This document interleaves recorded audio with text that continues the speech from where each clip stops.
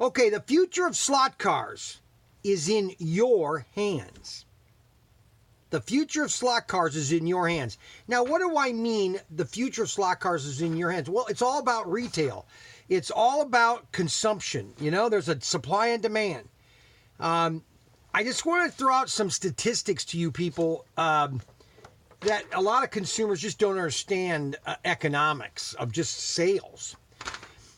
In the heydays of slot cars, they were selling 2 to 3 million sets. Okay, million sets. Now, I mean, you look at Walmart and Kmart back in the 80s and the 70s, you know, they had 3,000 stores, maybe got a case of each, you know, that's 3,000 times. I mean, they did numbers, 200,000 or 300,000 of each set, which then total into millions of sets. So when you have that much product being dumped into the market, you have a lot of consumers that want more product. We don't have that right now. We don't have a single mass merchant carrying a slot car set. Not 132nd, not HO, nothing. Not even 143rd. Now, just to give you a number, okay?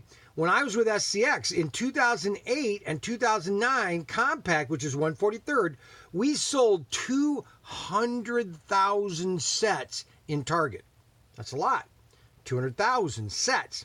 And I still get calls from customers that want parts from those sets. Now, they get the sets from either, they're in their attic or they get them from a flea market and they want parts for them, okay? Because they still had them from when they bought them back in 2008. That's 200,000 sets. There is nobody selling. Now, the only person that's close, and I don't know how many they're making. I don't know if it's most print runs of a set is 3,000. Okay, if you're gonna do that many sets, so if you're gonna do a set, you need to do at least 3,000. Now, the only one that comes close to that is Round 2, where they're sets and they sell them into Hobby Lobby, but Hobby Lobby's still not buying the volume that a lot of the box stores did in the 80s and 90s. I mean, you had Hills, you had Hearts, you had Rinks bargains, you had literally 10 or 20 mass merchants that were carrying slot cars. We don't have that right now. All right, so you have your companies. You have Ninko, Fly, Slotted, Carrera, Scalextric, SCX, and Miscellaneous. The only companies that are currently making 132nd scale cars, now there's some miscellaneous, is Carrera, Scalextric, and SCX in Spain. SCX is not in the U.S. right now, okay? But Carrera's still making cars, Scalextric, and Slotted. Now, there are some other miscellaneous cars that are coming back online. Ninko, and 132nd, so everybody understands, 132nd is extremely popular in Europe. So the Carrera, the Scalextric, the Ninko, and miscellaneous companies are still selling tons of cars in Europe. But, obviously you do a print run of 3,000 cars, they want to sell them all over the world, okay? So they want to get that market outside of the European Union, okay? Now, so those are 132nd scale cars. You got your Ninko, Fly, Slotted, Carrera, Scalextric, SCX, and miscellaneous. There might be 3 or 4 miscellaneous companies out there that are making small. You got Le Mans. You got a couple other companies. But the key, I'm sorry, but it all falls down to sets. With SCX back in the 2008 to 2011, we sold about 3,000 sets of our digital system and our analog systems into Bass Pro Shops.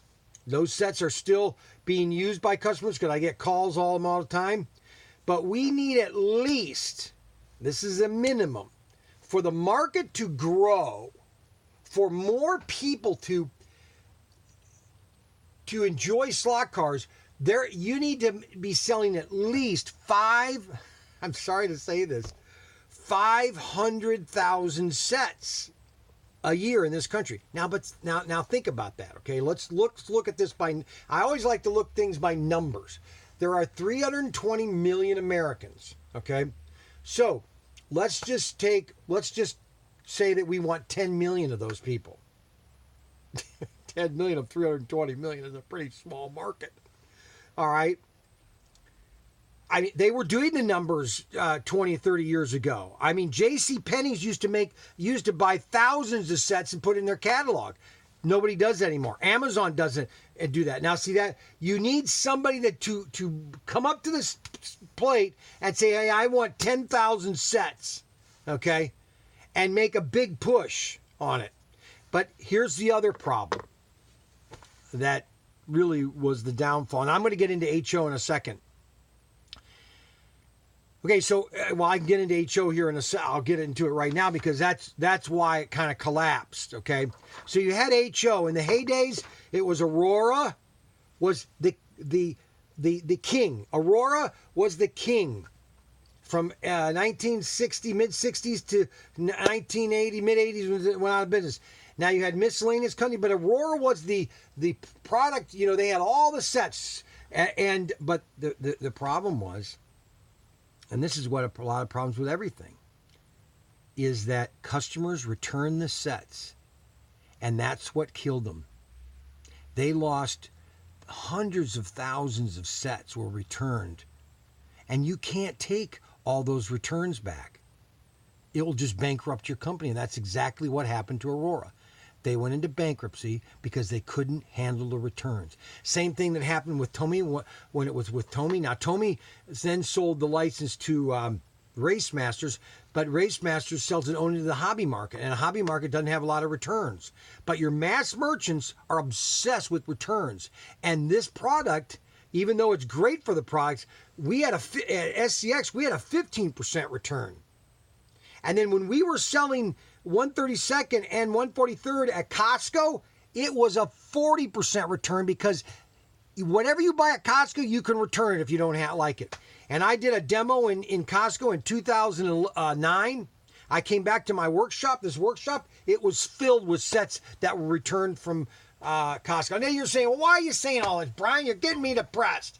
No, I'm saying that Race Masters and Round 2 are aggressively making great cars and great sets. I've got them all on my website, okay? Transamerica. People have to buy the sets. I don't want to think that I want your money. I'm just telling you, I'm saying the future of slot cars, it's in your hands. You have to buy the sets, okay? People have to buy more sets. Listen, I could go to Round 2 right now and place a 3,000 set order right now, okay? I could do that right now. And I could have the set by April. I could put 2 cars in it, whatever cars I want, and I could tell them, here are the cars I want in it, and I want it to be called whatever I want. I could do that. I could invest, and it would cost me, $50,000, $60,000 to buy 3,000 sets. Now, I'll do that if I know there's a demand, if customers really want the demand. But it's up to you. You're the customer. I'm just a seller. I just get the product and I sell it. But if there's a demand, if people are hungry for slot cars, okay, then you have to buy sets. I've got plenty of sets. Every one of my sets are awesome. And the more sets you have, the bigger layout you build. It's all slot cars. So you have. Let me get into HO real quick. This is a long video, probably the longest video I've done in a long time. You got Round 2, Race Masters, Tomy Tyco, and then you had Tomy AFX and then Tyco. So Tyco was Mattel. See, until somebody can go to Mattel and say, hey, Mattel, make a set, that's what would be a game changer. If Mattel would make a set, they sold 400,000 sets around the country. That's what it's going to take. So what do I mean? I've been in the market for 20 years. I was with Irwin Toy. I'm in sales. I've been in sales. I know what it's going to take to get slot cars back in the way it used to be.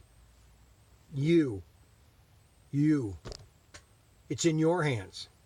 Buy more product. Buy it like it's going out of style. But anyways, that's the future of slot cars is in your hands. Brian Young.